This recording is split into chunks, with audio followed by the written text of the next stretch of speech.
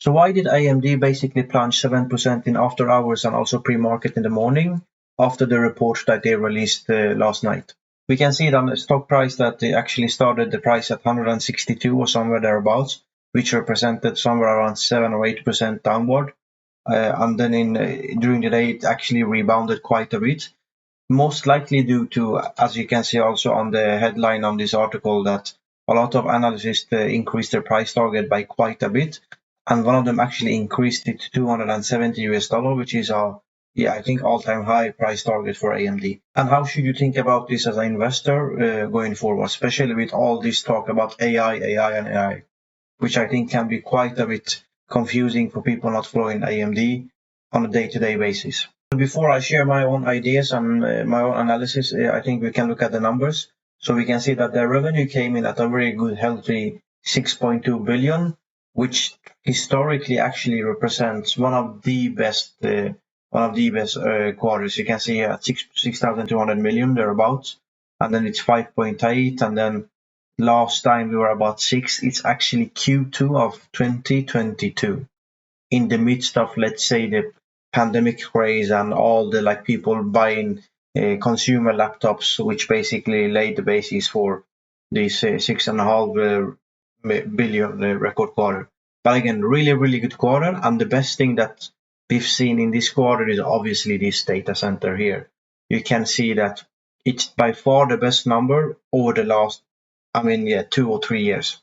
Almost 2.3 billion in data center revenue, which is the segment where we want to see the growth with the AI chips, the MI300, which AMD and everyone is talking about.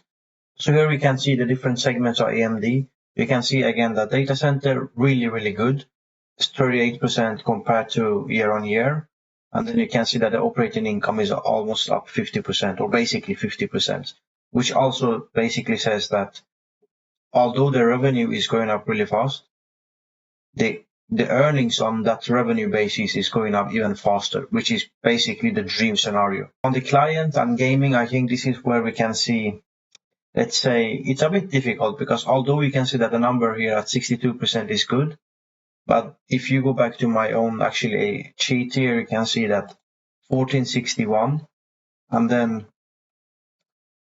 last quarter was again same thereabouts, and then you can see that Q2 998, and then we have to go all the way back to middle of 2022 to see these stable 2 billion. So I wouldn't say these are earth-shattering numbers, but it becomes very good numbers to compare year on year, because if you go back to Q4 of 2022, we are comparing that number to 903 million, which again represents 62% year on year. So it's nothing to be sad about. It's really good. We can see also they turn from a negative to a positive operating income.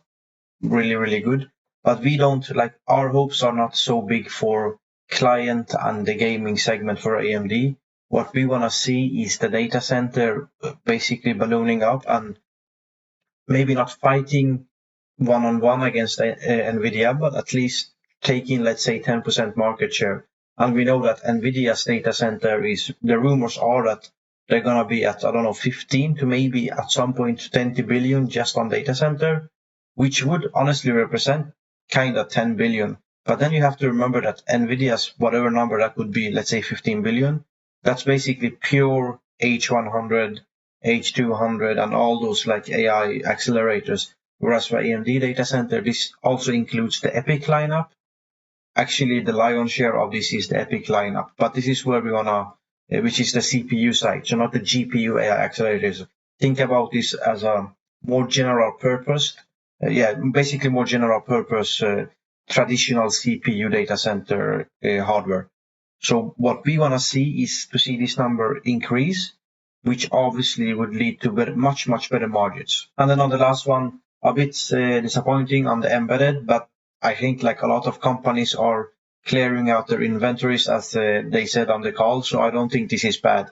And although the earnings, the operating income is a bit down, it's not the worst in my opinion. I think this is good, and you have to remember that this segment will definitely increase. going onwards, especially very quickly in the coming 6 quarters, I would say. I wouldn't be surprised if, let's say, a year from now, when we are looking at the Q4 of 2024, that this number on the data center would be above 5 billion. I actually wouldn't be surprised that that could be the case. And you know that, as I mentioned, that client and gaming is a bit soft right now. The consumers don't have a whole lot of money to buy luxury products. But I think once this rebounds, let's say a year from now, when the interest rates coming down, in addition to this supposed strong data center, I think that the operating income on all segments will go up, and especially on data center. So this is actually not, in my opinion, not a bad numbers to look at. And just quickly, a bit more data on each segment. You can see that, yeah. So going up there, and you can see that the operating margin at 29%, which is, to be honest, really, really good. Then going to the client, yeah, not the best margins, but I mean, going from minus 17% to 4%, really good in that sense as well. And we know that I mentioned in my previous videos that what we will see here, though, is that AMD will definitely take the fight to Intel on the laptop segment and also on the desktop CPU DIY market. So I think AMD will see by Q4 this year maybe historically good numbers here, or at least, I don't know, like going close to 2 billion again. Gaming segment, same operating margin as last year, and we know that, yeah, I think this is also where you have your a lot of your Xbox and PlayStation. And as we are going basically into the mid-life cycle of the PS5 and Xbox latest generation, you would see, let's say, lower numbers of sales. Although we can see that Xbox is not doing that good. It's not doing abysmal, but it's not going as great as basically PlayStation 5, which is selling really, really well. Embedded used to be usually really, really high operating margin. The legacy Xilinx segment, basically, all the FPGA products. And I think like we are in a less hot market for this segment in this closest half a year. But going to late 2024, in the second half, I think we will start to see these numbers creeping upwards again. And then finally, from the slide deck, you can see that the outlook, again, 5.4 billion, not that bad, because this Q1 of 5.4 billion plus minus 300 would be compared to what? So that would be compared to basically there was 5.3, 5.4 again there. So, and also, if you remember, look at these numbers here. These are very equally divided by each 4 segments, but the 5.4 billion that we'll see in next quarter would be a lot of data center heavy, most likely, with higher margin.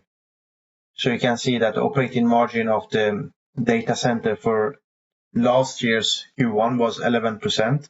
And going to our numbers for this year, I think the equivalent of data center margin would be probably, I wouldn't be surprised if the data center operating margin comes in at least 33, 34. So I definitely see the 5.4 billion that we're gonna get in the outlook is definitely gonna be much, much more improved compared to the previous year. So I don't think this is a bad guidance. So yeah, that was the numbers from the slide deck. Now going to a bit more let's say, my own thoughts about this. What we've seen is that Lisa Su has mentioned that on the earnings call that MI300, the AI chip, basically from this data center segment, now tracking to be the fastest revenue ramp of any product in our history. So this basically suggests that some of the customers aren't enjoying their dependence on NVIDIA. So AMD is definitely getting some traction here. So this is, I would say, a really good positive note. And to my second thought is basically, I know that in December 6th, they had this AI day, basically, AMD. December 6th was just 6-7 weeks ago, where Lisa Su mentioned that AMD was supposed to have 2 billion in basically MI300, or excess of 2 billion MI300 sales for entire of 2024. And now she updated that number. So a mere month and a half later, she updated that number to 3.5 billion. That really says it a lot. They increased their expectation by 75%. in 6 weeks, basically. So now I don't obviously expect AMD to increase that every 6 weeks, but I definitely think that this 3.5 billion is still really, really low ball in it, especially that, again, looking at some of the analysis coming out of these banks that follow AMD, some of them are thinking like 7 billion or 8 billion. So a former AMD executive with 30 years of experience in the industry, again, a high up AMD executive previously, he mentioned previously a couple of weeks ago that AMD would possibly get 10 billion in MI300 revenue. And that's like, yeah, sure. This is not like nobody, this is not even like industry insider. This is like someone that worked at AMD previously. Now, I don't expect 10 billion. It's possible, but my own estimations is most likely at this stage, maybe 6.5 or at best 8 billion, which again is much higher than the number that Lisa Su updated from 2 billion to 3.5 now. And why is that important? Well, if we have a look at one of our closest competitors, Intel, we can see here that in their latest earnings last week, they mentioned they basically actually on the call avoided to speak about data center and AI group. So once, usually what they do is basically they speak about each page on this slide one by one. They actually, if you go and listen to Intel's own earnings call, they actually skipped past this, which used to be Intel's bread and butter for the longest of times. They are so basically not so happy with the results, so they actually avoided to speak about data center. And here is what's basically happening. Intel is still having some, obviously this is twice the number that AMD's revenue just you saw, which is historically really good this last quarter, but they don't have any margin on this Intel. But despite that, I think what they are doing is basically they are cutting prices, making it very difficult for AMD to, or not very difficult, but making it difficult for AMD to just ruffle stomp them and, take all the market share. So what they have decided is to go to the war and basically make AMD's margin suffer a bit. But I don't know like how long Intel can continue to do that. Like how long can you have these kind of margins on your data center, especially when your product seems to be inferior at the moment? I know that the CFO, John, AMD CFO on the call actually mentioned Gene or John, sorry, I think it's called Gene.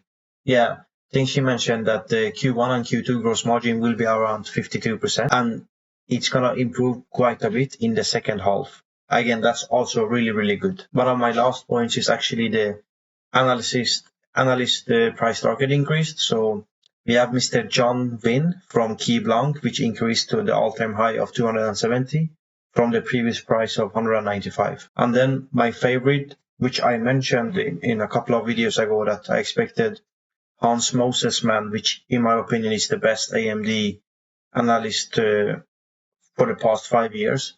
I expected him to most likely increase his price target to 250 to even maybe 275. And he actually increased it also to 250 on the basis that the data center segment for AMD will increase the revenue quite a bit this year. And then we have a whole host of other different. Pierre Ferragu, which is mostly famous for his coverage of Tesla. He also increased his price target from 215 to 225. And again, a lot of other people, like I think like some 10, 15 firms increased their price target. Also, we can see that the Bernstein analysis already saw AMD as basically the most expensive AI semi stock. So that's not good. So on the, let's say, a bit more on the negative side, I think it's a bit expensive. But at the same time, I would say it's true that,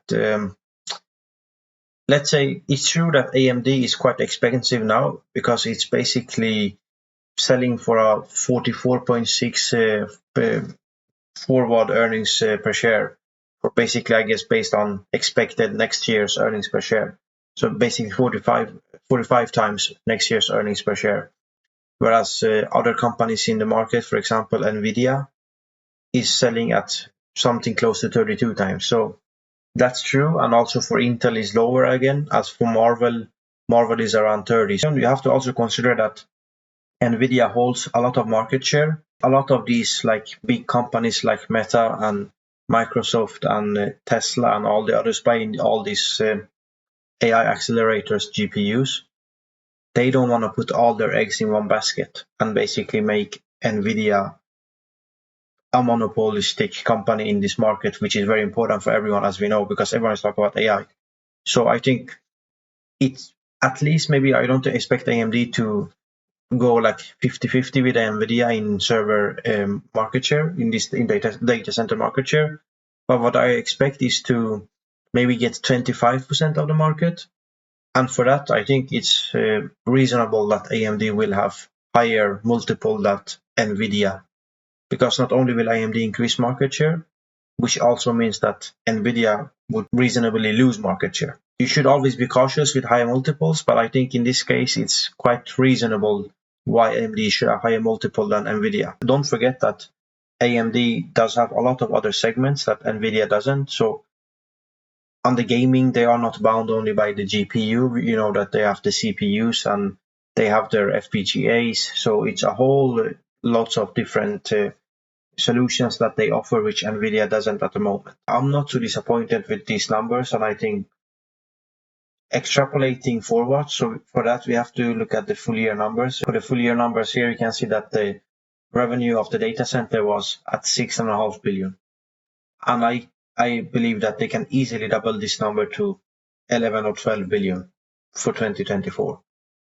And also in doing that, they'll increase their, let's say, operating income from 1.2, 1.3 billion this year, 2023, to, I would say, I think the operating income will go up faster than their revenue will go up in data center. So if their revenue doubles, maybe the operating income triples to 4 or 5 billion. And in that case, so what do we have? So we have a company that only makes, let's say, 5 billion in operating income on only one of their segments. But remind you that it's not including those 3 other segments with combined, which still, easily be possible to make, I don't know, like 4 or 5 more billion in revenue, in operating income.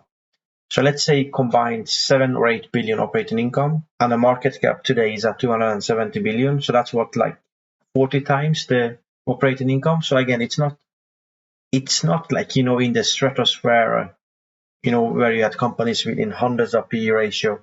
And that's again for this year. What happens next year in 2025? So I think AMD is not cheap, but it's definitely not, in my opinion, in the stratosphere. And if you see the Fed start to cut the interest rate and, the trends come back to the market, then this definitely could be a good investment.